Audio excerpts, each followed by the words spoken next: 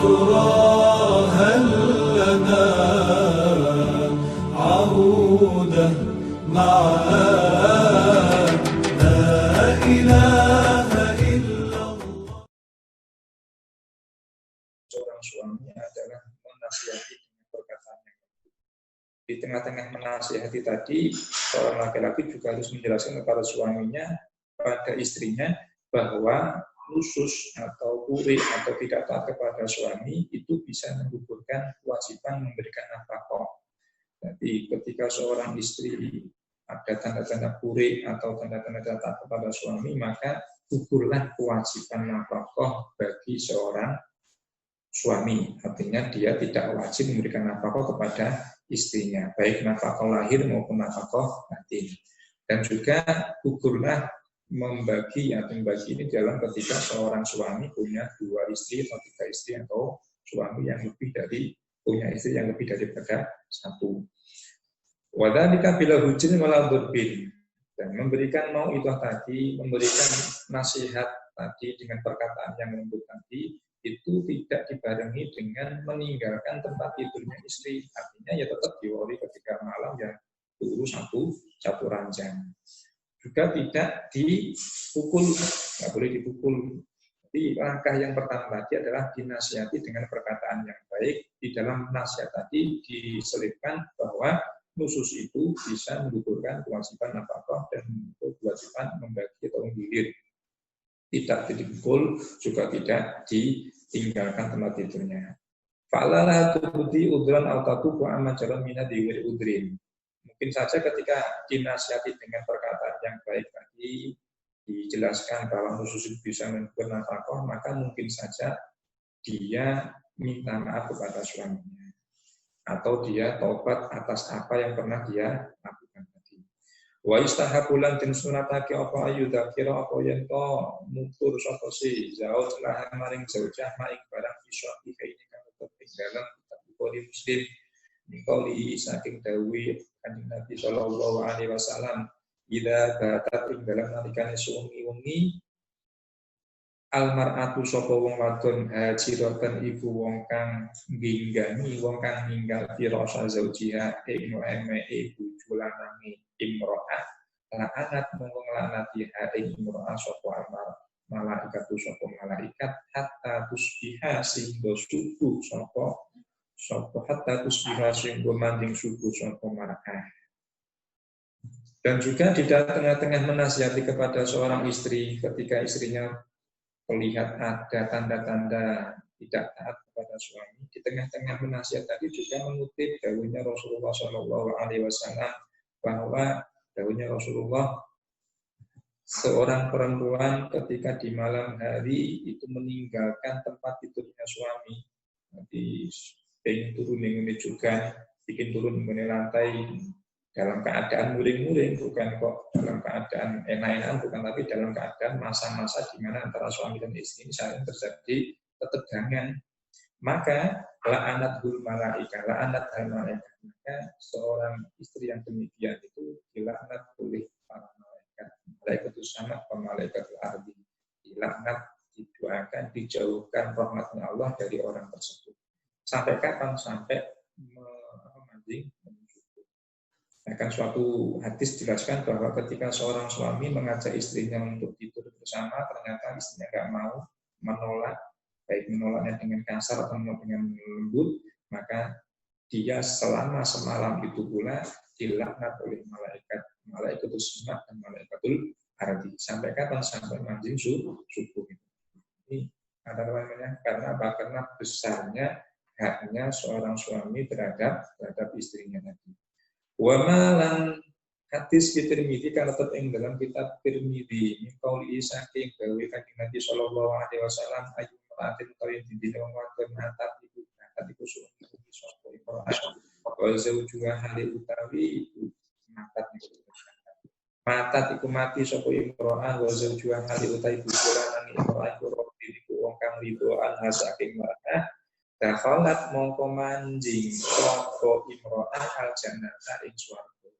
Dan juga menjelaskan ketika di tengah-tengah khususnya seorang istri kepada suami, ketika istrinya terlihat ada tanda-tanda dia tidak taat kepada suaminya, seorang suami juga mengutip hadisnya Kanjeng Nabi Shallallahu Alaihi Wasallam. Bagi seorang perempuan yang meninggal di malam hari, seorang perempuan yang meninggal di malam hari sementara, atau seorang perempuan yang meninggal sementara suaminya ridho kepadanya. Ridho ini bukan malah kok dalam artian senang, alhamdulillah cukup mati, kita tak gimana, betul, tidak seperti itu. Tapi seorang suami ridho karena seorang istri sudah memenuhi kewajiban-kewajiban sebagai istri. Jadi, istri yang taat kepada suaminya. Ketika suami istrinya meninggal, sementara suaminya ridho dalam keadaan yang seperti itu, maka dia masuk surga. Itu jaminan nanti enak. Jadi artinya sangat mengenakan seorang wanita sebenarnya, seorang istri. Pokoknya seorang istri ketika taat kepada suaminya, melakukan ibadah 5 waktu, maka dia bisa masuk surga. Sebenarnya masuk surga itu bagi istri itu sebenarnya jalannya sangat-sangat mudah. Sangat mudah, yaitu yang pertama adalah taat kepada suami, yang kedua adalah melaksanakan ibadah sholat 5 waktu tadi. Nanti di bawahnya dijelaskan juga ada hadis yang menjelaskan bahwa bukan hanya taat kepada suaminya saja, tetapi juga melaksanakan ibadah kepada Allah Subhanahu wa Ta'ala, maka dia akan masuk surga. Jadi dari pintu manapun dia bisa masuk ke dalam surga. Sebenarnya dalam dalam hal ini dengan seorang perempuan, seorang wanita atau seorang istri itu lebih mudah untuk jaminan tiket surga itu lebih mudah. Tapi kenyataannya bahwa dawuhnya Nabi Muhammad SAW bahwa neraka itu yang namanya adalah kaum Hawa atau kaum wanita. Kenapa demikian? Karena masa hidupnya kebanyakan mereka itu kurang rasa bersyukur kepada suaminya, kurang memenuhi kewajiban sebagai seorang istri. Itu diakui atau tidak, itu memang sudah menjadi sunnatullah, artinya sudah sudah terjadi seperti itu, kenyataannya seperti itu. Dengan Nabi dawuh bahwa nanti di akhirat di neraka itu yang paling banyak adalah kaum Hawa atau kaum wanita. Itu karena apa? Karena bahwa ketika mereka berumah tangga itu kebanyakan dari kaum Hawa ini kurang merasa puas, kurang merasa ridho, kurang bisa menghormati seorang suami, kurang bisa memenuhi kewajiban-kewajibannya sebagai seorang istri. Jadi sebenarnya kalau kita kembali lagi ke hadis ini, bahwa ketika seorang istri taat kepada suaminya, ketika dia meninggal sementara suaminya ridho terhadap apa yang pernah dilakukan semasa hidupnya, yaitu sudah bisa memenuhi hak-haknya seorang suami, maka dia masuk surga. Dia masuk surga gampang. Jadi sebenarnya tiketnya seorang wanita untuk masuk ke dalam surga itu lebih mudah daripada seorang laki-laki. Karena kalian mengirim keterangan fisah kini hayati dalam syarah kitab Nihayah al-Ghawiyati. Wah juruhuna lan gingganono sapa sira kabeh guna ing nisa fil madhoji ing dalam pira-pira bangkuru ai tazilu tegese gingganono sapa sira kabeh guna ing nisa fil ing dalam nenek guna hajri orang ninggal fil kalami ing dalam kalam ing dalam ucapan wala ya dari bulan orang mukul sapa zauja ing zauja di annabil hajri karena sak itu ing dalam ginggami turu atau ninggal bangkuru iku apa asal pola bet dohiran kan pertelo fitak tipin nisai ing dalam mulangi pira-pira wong wadon.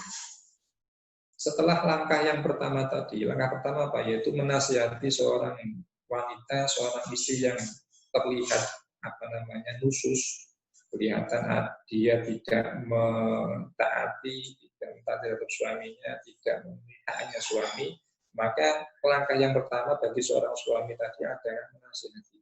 Kalau nasihat ini tidak mempan, tidak bisa mengarahkan dia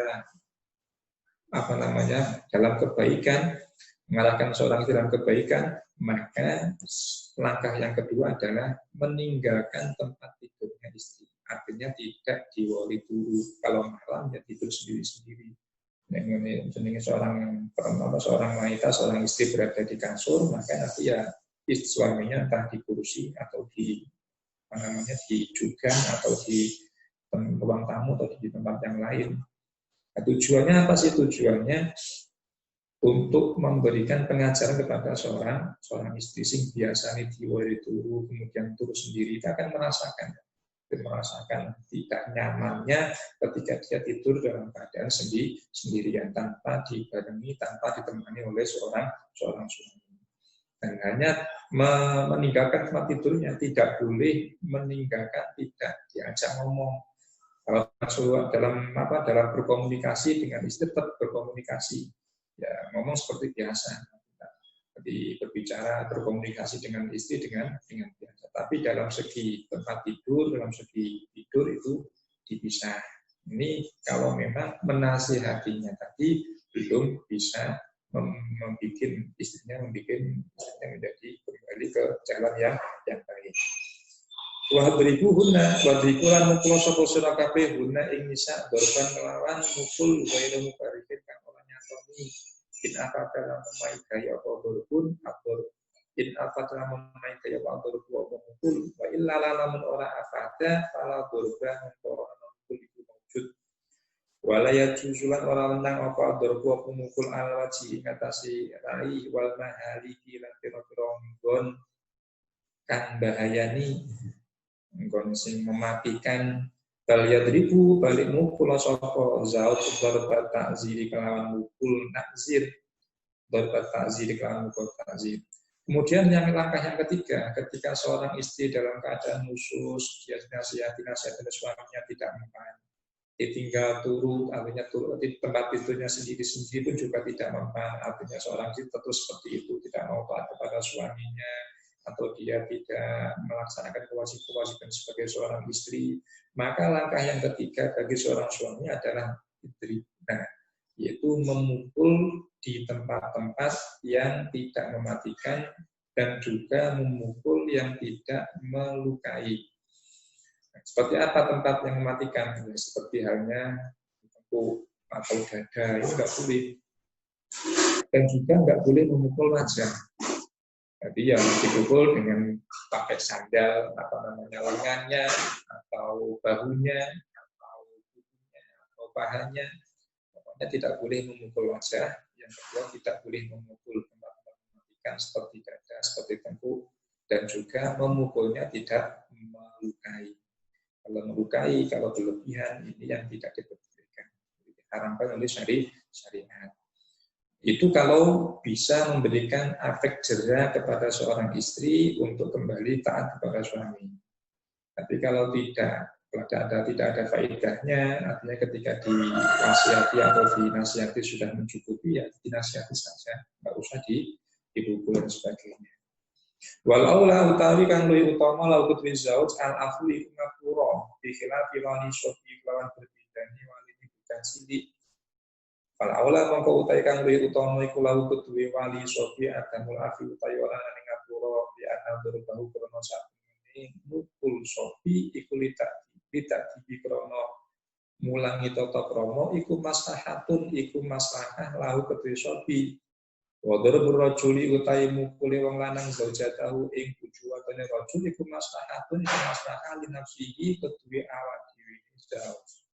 Tapi yang lebih baik dari seorang laki-laki atau seorang suami ketika mengetahui istrinya sedang khusus atau berkata yang kasar atau menolehkan wajahnya ketika dipandang atau ketika dipandang seorang istri memasang muka muka yang cemberut. Nah, ini merupakan tanda-tanda dari seorang istri yang khusus. Nah, ketika suaminya mengetahui bahwa istrinya itu khusus, maka langkah yang pertama tadi dinasihati, yang kedua adalah ditinggalkan tempat tidurnya tanpa dipukul. Nah, tanpa dipukul tetapi memaafkan. Jadi memaafkan perlakuan daripada seorang istri yang seperti itu. Jadi disabari, jadi punya suami, disabari atas perlakuan seorang istri yang demikian. Karena kemarin telah kita ceritakan bagaimana apa hikmahnya seseorang itu punya istri yang tidak baik, maka akan diangkat derajatnya oleh Allah Subhanahu wa taala, sebagaimana Habib atau Syekh Abdurrahman Bersahabat, atau sebagaimana Khalifah Umar bin Khattab itu juga punya istri yang cerewet atau punya istri yang kurang baik. Nah, ketika beliau bersabar, maka diangkat derajatnya oleh Allah Subhanahu wa Ta'ala. Jadi tidak perlu untuk diturun tangan, tidak perlu untuk dipukul. Lebih baik adalah dimaafkan dalam artinya nanti sepuro. Berbeda dengan walinya anak kecil. Kalau walinya anak kecil melihat anaknya ini lagi melakukan perbuatan yang diharamkan atau tidak melakukan perbuatan yang diperintahkan, contohnya anak yang umur 10 tahun, dia sudah tidak mau melakukan atau belum mau melaksanakan ibadah sholat seumpama, maka sebagai wali ini tidak boleh memaafkan. Ini tak sepuro, kata umum, tetapi lebih baik sebagai seorang atau sebagai orang tua itu adalah memberikan pengajaran, memberikan pukulan. Tujuannya apa? Tujuannya pukulan tadi maslahatnya itu kembalinya kepada anak, bukan kepada orang tua. Supaya anak ini ketika menginjak usia balik, dia tidak gampang-gampang, tidak mudah untuk meninggalkan perintahnya Allah Subhanahu wa Ta'ala. Makanya ada tahapan-tahapannya. Ketika anak itu umur 7 tahun diperintahkan melaksanakan ibadah sholat, dilatih melaksanakan ibadah sholat. Ketika umur 10 tahun, maka seorang orang tua itu berhak untuk memberikan pukulan pengajaran kepada anaknya. Sama pengajarannya sebagai istri, tidak boleh memukul di tempat-tempat yang mematikan, juga tidak memukul wajah, juga tidak memukul dengan pukulan yang keras atau pukulan yang bisa melukai. Jadi pukulan yang sifatnya takzir supaya nanti anak tadi supaya terbiasa untuk melakukan perintah-perintahnya Allah Subhanahu wa Ta'ala. Jadi ketika anak itu umur 10 tahun sebagai orang tua itu yang lebih afdal, lebih baik itu tidak mengampuni, tidak memaafkan. Wis ben wae tak ini ngarang sholat, ben wae orang nglakoni poso. Siji itu tidak seperti itu. Itu kebalikan daripada seorang istri dalam masalah ini. Sebagai seorang wali, maka dia ketika punya anak yang seperti itu, ketika dia meninggalkan perintahnya Allah, maka diberi pengajaran. Yang mana pengajaran tadi kembalinya kepada si anak itu. Beda dengan seorang laki-laki suami yang memberikan pukulan kepada istrinya. Ketika istrinya dalam keadaan khusus tidak kepada seorang suami. Itu nanti kembali maslahatnya bukan kembali kepada istri, bukan, tetapi kembali kepada suami. Yang mana tujuan dari dia mukul kepada istri itu adalah supaya istri tadi taat kepada suami. Itu bedanya seperti itu. Jadi ketika seorang laki-laki, seorang suami sudah menasihati, sudah meninggalkan tempat tidurnya, ternyata istri tetap khusus, maka dia berhak untuk memukul. Tapi lebih baik adalah memberi maaf kepada istri. Tapi sebagai wali dari anak, nanti dia ketika anak tadi melakukan perbuatan yang diharamkan atau tidak melakukan perintahnya Allah yang berupa sholat dan puasa atau sebagainya, maka nanti seorang wali tidak mengampuni, tidak memberikan ampunan, tidak memberikan maaf, tapi memberikan pengajaran yang berupa pukulan yang tidak mematikan, yang tidak melukai. Tujuannya apa? Tujuannya kembalinya kemaslahatannya kepada si supaya anak ini nanti ketika dewasa, ketika balik itu dia tidak terbiasa untuk meninggalkan ibadah yang diperintahkan oleh Allah Subhanahu wa Ta'ala. Fumila din tanggungan apa Allah apa mituturi fi hadil ayat ing dalam ayat ala ya kita kuwi ing atase tiga orang anane nyoto. Wal hajrulan ditanggungaké apa ninggal kon turu ala tahaqi ing atase nyoto min kita karo saking tanpa bulan-bali. Wa darbulan ditanggungaké apa mukul alama ing atase barang bukira kang ditutur apa. Alama ing atase barang kita takarara ing dalem nalikane bola-bali anususu apa nusus wa utawi hamlu ma itu barang sahah akan nyokekake ing arrofi Di ayat tadi fa'ibuhunna wahjuruhunna fil madhaji wadribuhunna itu adalah langkah yang pertama bagi suami itu ketika melihat istrinya ketika melihat istrinya ada tanda-tanda istrinya lagi akan khusus atau lagi akan nusus.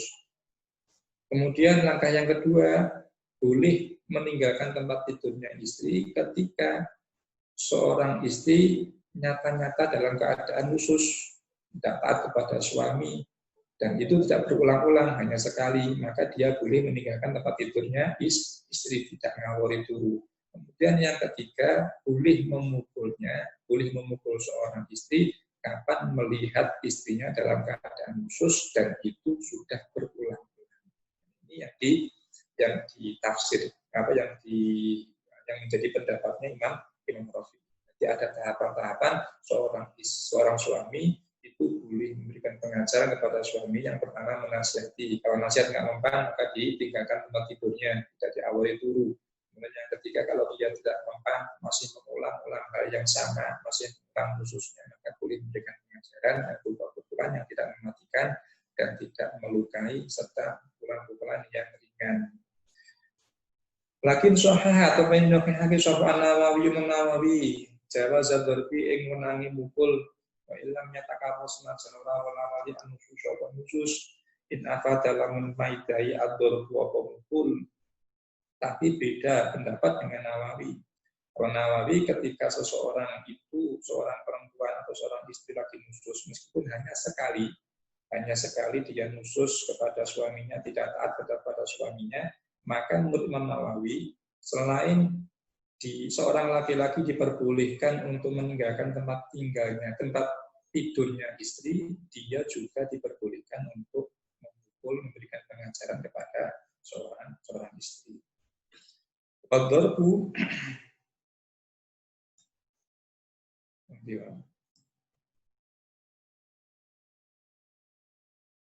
wa takdiru ayati utawi kira-kirane ayat alaihi ing atase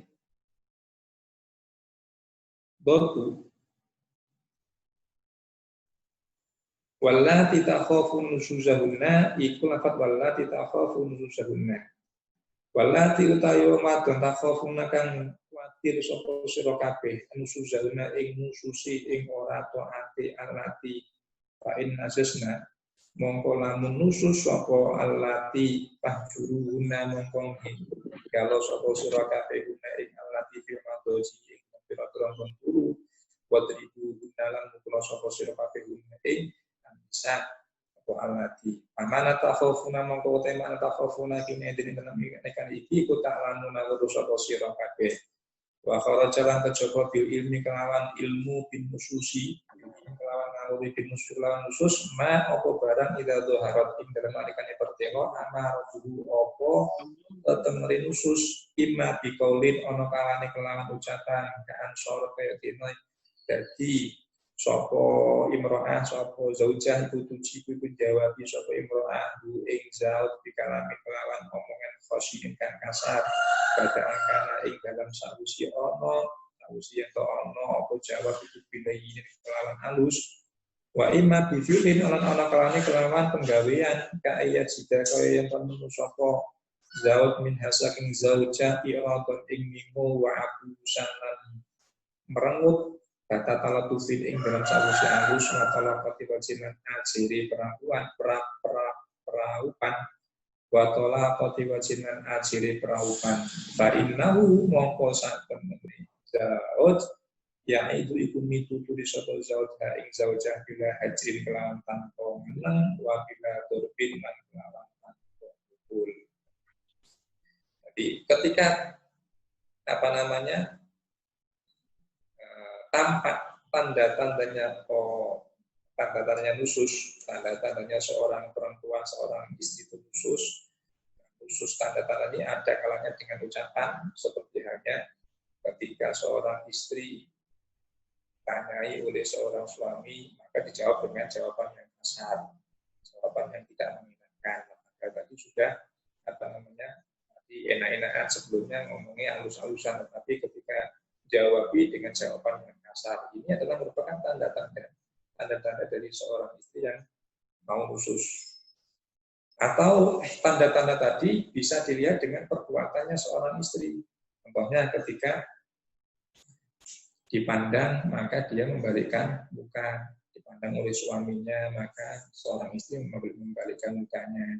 Atau ketika dipandang oleh suaminya, ternyata seorang istri memasang muka cemberut, memasang muka yang tidak mengenakan. Nah, ini pun juga termasuk tanda-tandanya seorang istri yang lagi nusyuz. Maka kalau terjadi seperti itu, maka seorang suami itu hanya berhak memberikan nasihat, diberi nasihat yang baik, dikasih tahu, dikasih wawasan, kemudian tidak boleh memukul dan juga tidak boleh meninggalkan tempat tidurnya istri, hanya diberi nasihat. Jadi kalau memang hanya sekedar tanda-tanda dari seorang istri yang lagi nusyuz, tandanya tadi ada kaitannya dengan ucapan, jadi seperti halnya seorang istri yang kasar jawab atau dengan perbuatan ketika dipandang maka dia langsung membalikan mukanya atau tidak pasang badan, atau ketika dipandang maka memasang muka dengan muka yang cemberut, muka yang masam. Ini termasuk tanda-tanda dari seorang istri yang lagi. Fa'in atau mengkalang to'at sopo bisa ing sira kabeh fima ing dalam barang yuro tukang den karepake apa sing guna saking bisa fala tabu mongko aja mikir sapa sira kabeh eta perlu tegese mikir sapa sira kabeh alihina ing nase bisa sapilan ing dalan ayu tori kon tegese ing dalan ila torbihina maring rukul bisa tuwab bihu guna kaya yang to meleh sapa sira kabeh guna ing bisa alama ing atas barang ngadukan musibah apa sina bayang jaru maka ketari al amru apa perkara ila dobi maring kul kaya audulan dari al kisom apa perkara bal ij'alu bali dadekake sapa sira kabeh maring barang kana apa sina min bisa ka alam yakun kaya ora tinemu apa nah alam yakun kaya yang ora tinemu apa nah bain atau anakum. Nah, ketika diberi nasihat oleh seorang suami ternyata istrinya nurut, taat lagi kembali taat lagi kepada suami, maka seorang suami jangan menuntut jalan lain untuk memukul istri. Jadi ketika seorang suami bisa memberikan nasihat dengan perkataan yang lembut, ternyata istrinya menerima dengan baik, kemudian istrinya taat kepada suaminya, maka seorang suami tidak diperbolehkan mencari jalan untuk memukul istri. Tapi kalau sudah minta maaf atau sudah taat kepada suami, maka ya yang sudah biarkan yang berlalu ya biarkan berlalu, jangan diungkit-ungkit kembali. Kalau diungkit-ungkit kembali, maka nanti akan menimbulkan percekcokan yang kedua kalinya. Ketika menimbulkan yang kedua kalinya, maka terjadi kerenggangan lagi antara suami dengan istri. Jadi seorang istri yang sudah melakukan perbuatan yang salah, kemudian dia minta maaf atau dia kembali lagi taat kepada suaminya, maka yang lalu biarlah berlalu. Seperti hanya tidak ada. Jangan sebagai seorang suami mengungkit kembali yang mana tujuan dia mengungkit perkara yang lampau itu tujuannya supaya dia bisa menyakiti seorang istri dari peduli seperti itu. Jadi seorang yang sudah taubatan atau seorang yang sudah minta maaf itu seperti halnya orang yang taubat. Orang yang taubat itu seperti halnya orang yang tidak punya dosa sama. Fa'in nattaiba mosat temene wong taubat minat dambi saking dosa kaman iku kaya wong lan kang orang dosa iku maksud beriman. Wa qala antika sapa Rasulullah sallallahu alaihi wasallam man utawi sapane wong iku sabar sapa siman ala khuluqi zaujati ing atase pakertine bojo wadone man atau mengko awe ing sapa Allah Gusti Allah taala kali nuhur sapa Allah mislama ing sepadane barang apa kang awe sapa Allah Ayub ing Nabi Ayub alaihi salam. Rasulullah sallallahu alaihi wasallam bersabda, barang siapa yang mau bersabar atas jeleknya budi pakertinya seorang istri atau atas kejelekan daripada seorang istri, maka Allah Subhanahu wa taala memberikan untuknya pahala seperti pahalanya Allah memberikan kepada saudara Nabi Ayub.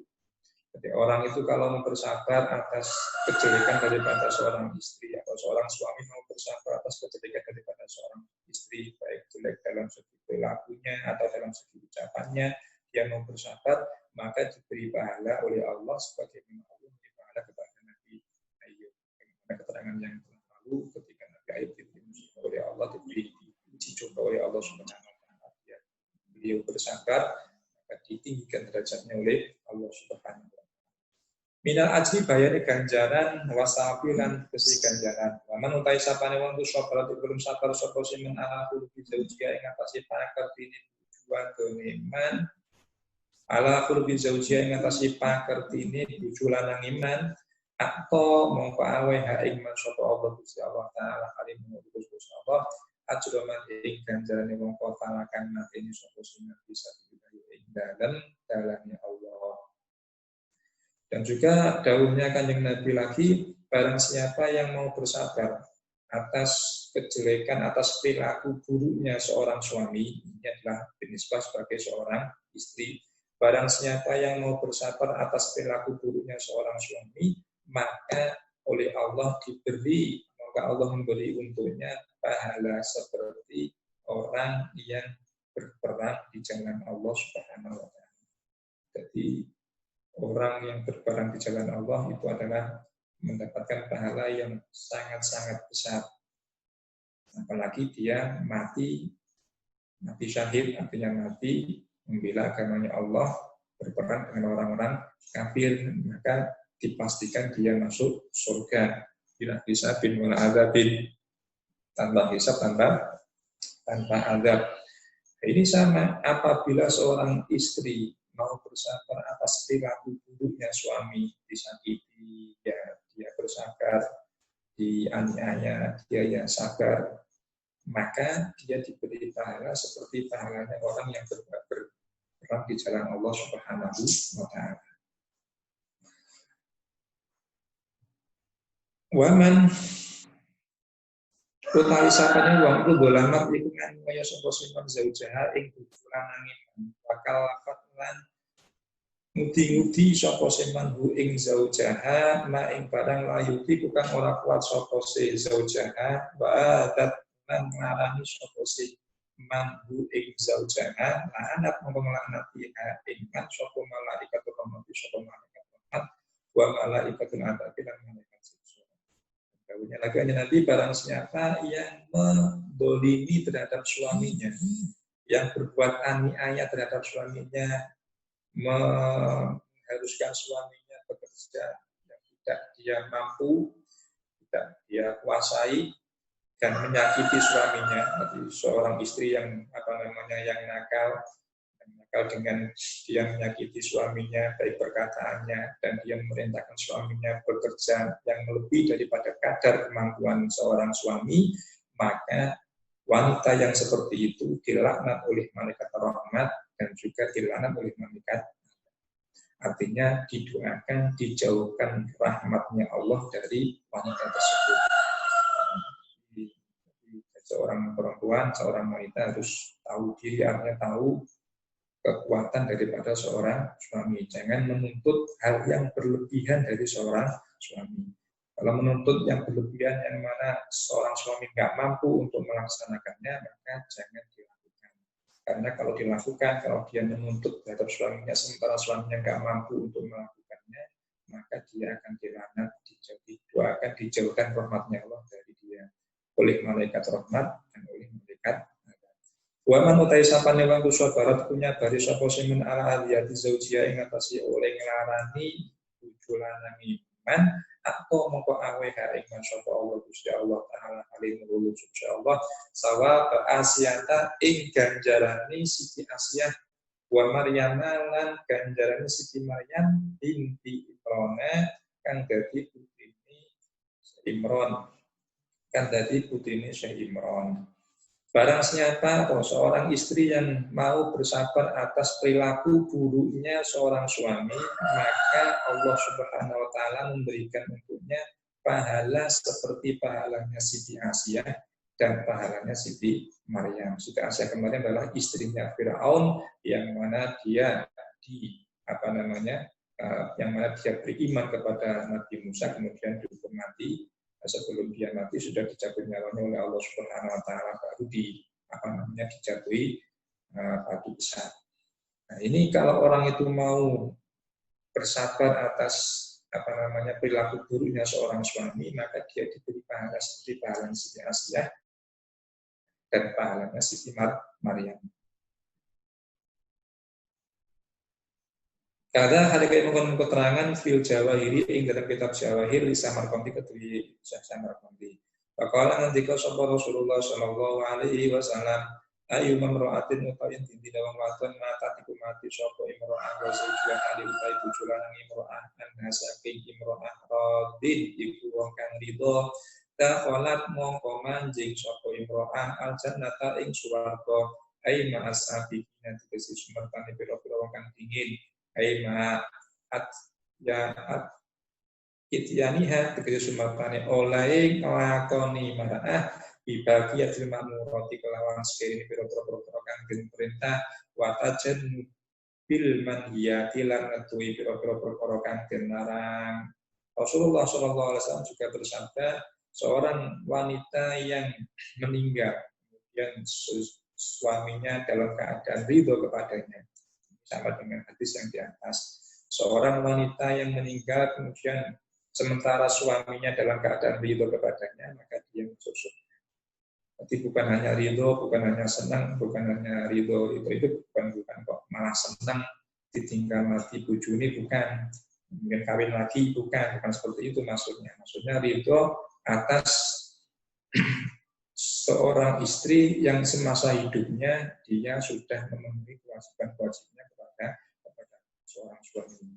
Ketika meninggal, kemudian suaminya legowo, alhamdulillah itu solehah, dibujuk kok iso nurut meneh wong lanang, maka wanita yang meninggal tadi atau istri yang meninggal tadi masuk surga. Nah, masuk surga itu tadi selain dia taat kepada suaminya, selain dia mendapatkan ridho dari suaminya, dia juga harus melakukan perintah-perintahnya Allah dan menjauhi larangan-larangan Allah Subhanahu wa taala. Dia melakoni sholati, dia melakoni konsumi, dia melakoni zakati dan sebagainya. Juga meninggalkan larangan, bukan wanita yang nakal, semua ada wanita yang nakal tapi dia taat pada suaminya yang gak ada faedahnya. Wanita pelacur wanita pelacur kemudian dia menikah tapi pekerjaan pelacur masih diteruskan, tapi dia taat pada suami ini, nurut dan sebagainya. Kemudian dia meninggal dalam keadaan diri oleh suaminya, tidak bisa. Karena dia melakukan perbuatan yang dilarang oleh Allah Subhanahu wa taala. Syaratnya bisa masuk surga, dapat ridhonya suami, di samping itu juga melakukan perintah-perintahnya Allah dan juga menjauhi larangan-larangannya Allah Subhanahu wa taala.